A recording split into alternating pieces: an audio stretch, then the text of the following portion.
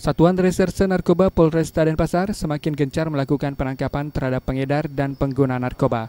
Dalam waktu singkat, polisi berhasil mengamankan 4 orang pengedar dan pengguna narkoba.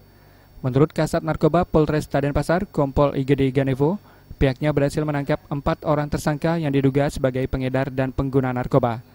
Awalnya polisi berhasil menangkap Uya, 36 tahun, yang kos di Jalan Waturenggong, Denpasar. Tersangka kedapatan menyimpan 230 butir pil ekstasi dan 1 paket sabu seberat 1,2 gram. Tersangka merupakan residivis narkoba Polda Bali. Kemudian polisi menangkap Put, 24 tahun, di Jalan Raya Sesetan, Denpasar.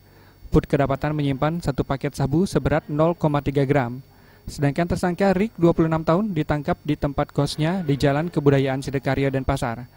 Tersangka kedapatan menyimpan 2 paket sabu dengan berat total 1,44 gram. Tersangka lainnya, ARD, 36 tahun, ditangkap di Jalan Niti Mandalernon, Denpasar.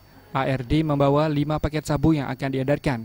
Tersangka ARD merupakan residivis narkoba Polda Bali tahun 2011.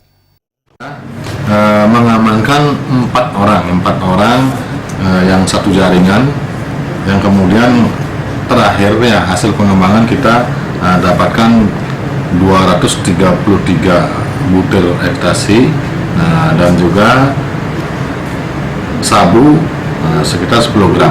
Nah, jadi untuk sementara ini yang bersangkutan kita masih proses penyidikan dan kita akan kembangkan terus. Jadi ini mereka datang dari Jawa Timur, jadi mereka bawa sendiri ke sini. Akibat perbuatannya mengedarkan narkoba, kini keempat tersangka dijebloskan ke sel tahanan Polresta Denpasar karena melanggar pasal 112 ayat 1 Undang-Undang RI nomor 35 tahun 2009 tentang narkotika. Kadek Suantara, Bali TV.